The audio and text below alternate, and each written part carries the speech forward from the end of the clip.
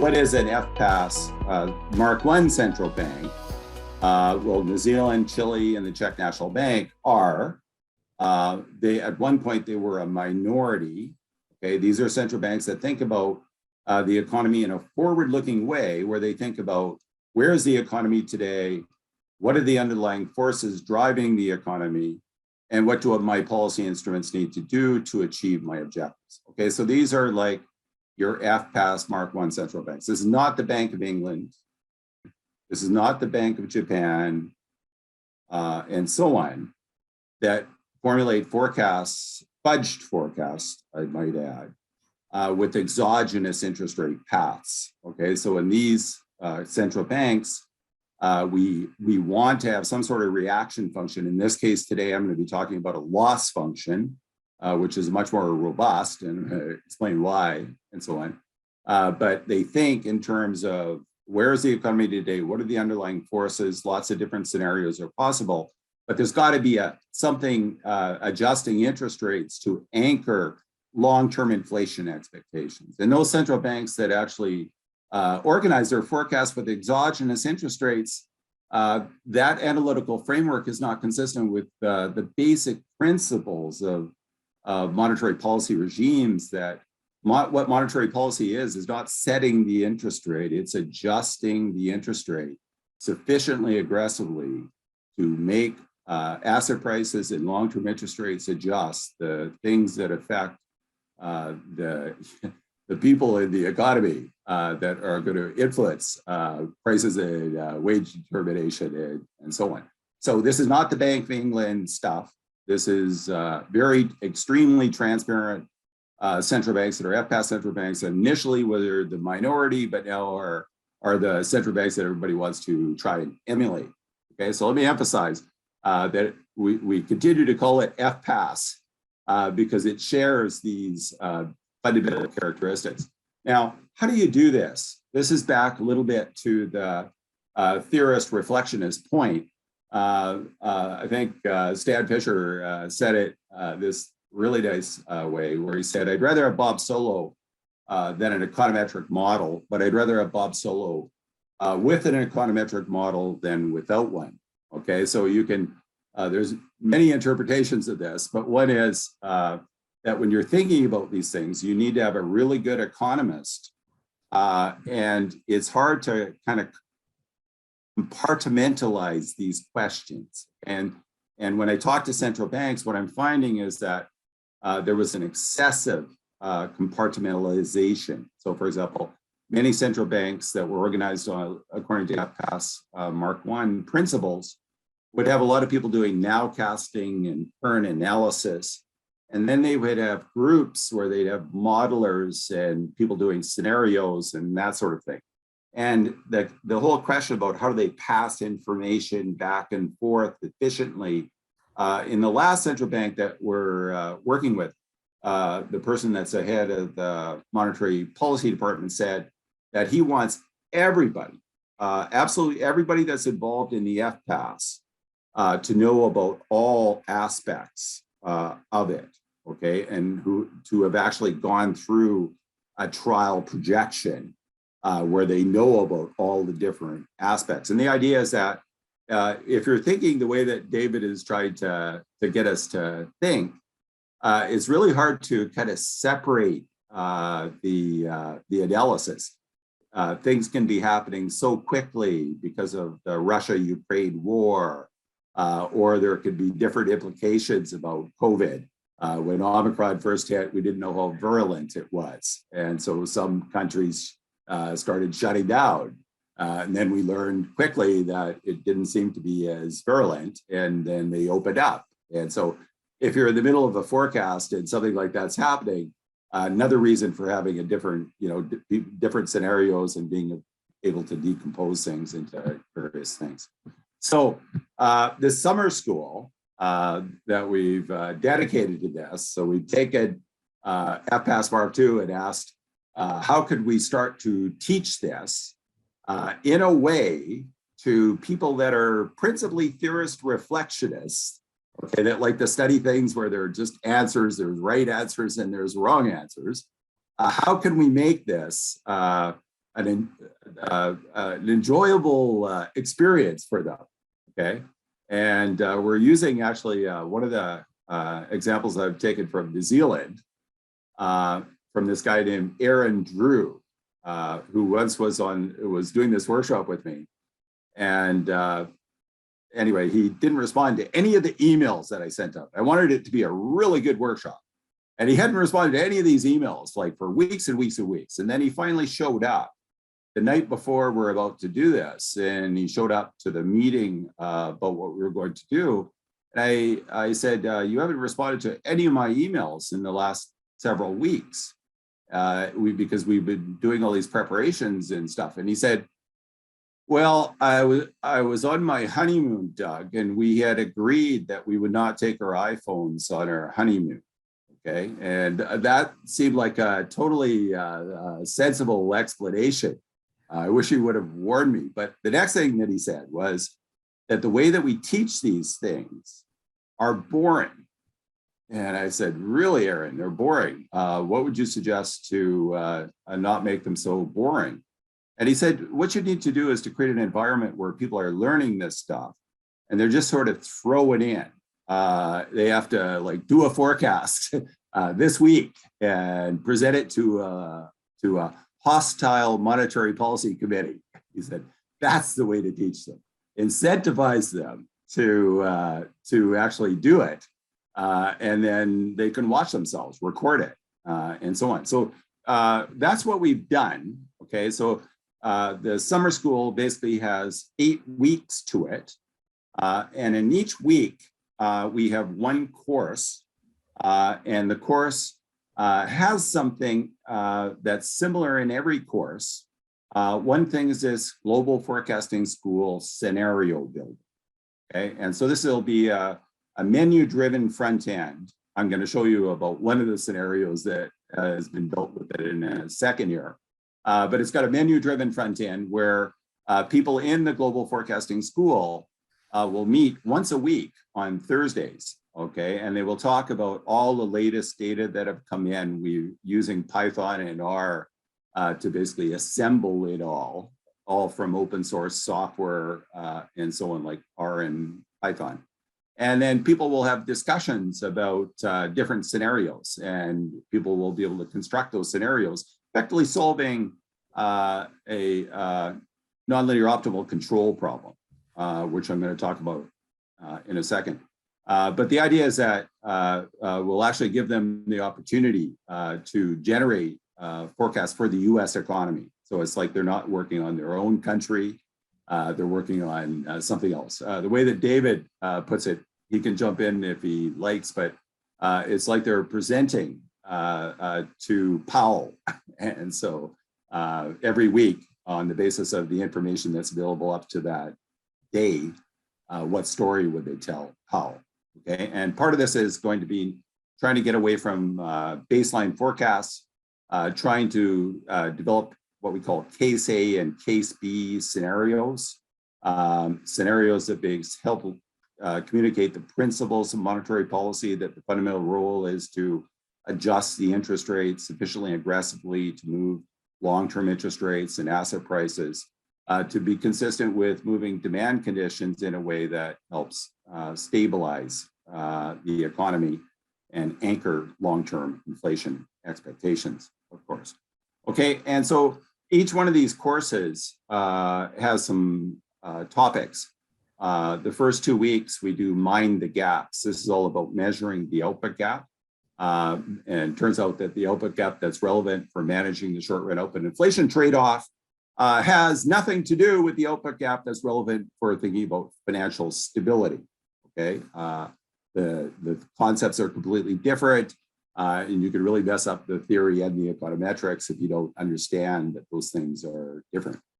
Each course will just talk a little bit about how we use Python and R to do surveillance. In other words, how we create these reports every day, and also lectures on things like how do we add macroprudential and fiscal policy and the oil market to our canonical models and so on. So, so that's what the first 2 weeks look like. Each I said we'll have this global forecasting system. And I'm just going to talk a little bit about how this is going to look. We're in the process right now of developing a website that's going to have a user-friendly experience. We say user-friendly front end now, but now it's a good experience. Okay, but so what I'm going to show you is incredibly rough, but you'll get an idea of what we're doing here. So you go back to March before the meeting. You looked at the Fed fund futures. They were going up to like 2%, you know, and many of us, in fact, if you go back to the Better Policy Project seminars, were very skeptical. We were all thinking that inflation's going to end up higher and interest rates are going to, there's a risk that obviously interest rates will go much, much higher. Still today, okay, as we're going to see. But if you just go, what happened? Well, obviously we had some big surprises, the Ukraine war, China, COVID, lots of things happened. And the curve is shifted up. So this is the last observation, the light blue line. And you see it peaks now. It used to peak around 2%, okay, in this dream world. And now it peaks at about 325 basis points, okay? And so obviously there's concerns about inflation. Now, what we have for constructing these interest rate paths, as well as paths for the 10-year bond rate, the output cap, and underlying core inflation is basically a mixed complementarity problem. So we have a quadratic objective function for US monetary policy that's very asymmetric. We're writing a paper right now showing that if you tried this in a diverging market, you would be in a very bad situation, because the model has endogenous policy credibility. Okay, so the way that credibility works in the model is that credibility is easier to lose than to gain once you've lost it. Put another way, long-term inflation expectations can ratchet up. They can also ratchet down too, both possibilities. But long-term inflation expectations can ratchet up. And if that results in higher indexation, either through inflation expectations or through wage price setting processes, which would be the second layer if it was very, very persistent. And so this modeling strategy basically starts off with an objective function. A reaction function doesn't work because obviously your reaction of interest rates is going to depend on how much credibility you have. So in this model, you have to raise interest rates more once you've lost credibility in response to stagflationary shocks and so on. And in addition to that, what makes it a mixed complementarity problem is that there's an occasionally binding constraint. And so in this case, it's the effective lower bound on interest rates. Now, this is what case B, this would be an example of a case B scenario. And it's one of the things that we teach in our course to always start a forecast off and understand what's in it. Okay, so this is kind of like the beginning of a forecast before someone starts to refine it. Okay, and so just let me tell you what the story is here. So there's uncertainty about what underlying inflation is in the United States right now. Okay, so various measures will give you different numbers. Many of them are centered around 5%. Okay, so the core inflation number that came out in April about an hour ago, it was up month on month by 0.6%. Okay, so just do something very crude and multiply that by 12, and it's 7.2 annualized. And of course, it would be higher than that if we really annualized it. So that's a little bit more than the 5% here. Okay, but I'm going to assume that underlying inflation is 5% in this scenario. And this is going to be the immaculate disinflation that you get out of a standard DSGE model, okay, that has makes a very strong presumption of credibility. Okay, that basically expectations are anchored by the 2% target. Okay, which is what comes out of your standard DSG model if you weren't going to do anything to incorporate more plausible assumptions about expectations. Okay, so the immaculate disinflation. So inflation, we have two measures here: core, quarter on quarter, and then year on year. And you can see it just declines. Quarter on quarter is down below 3% within a few quarters. Okay, certainly well before the end of the year. The Fed funds rate goes up to about 2%. Remember, I showed you back in March. The output gap, we assume in the immaculate disinflation that the output gap starts off at 0. Okay, in this, which is approximately what the Congressional Budget Office, would have us believe. They haven't made any big adjustments to potential because of COVID. Okay, and that's really important to understand that in their estimates. Reserve Bank of New Zealand, going back to that, they did make explicit adjustments to potential. Another reason why we give the Reserve Bank of New Zealand such high marks. So the reason that the output gap is positive initially is that monetary conditions are really easy. Okay, so the Fed funds rate, the real Fed funds rate, is negative. Okay, and that's what creates the froth in the economy in this scenario.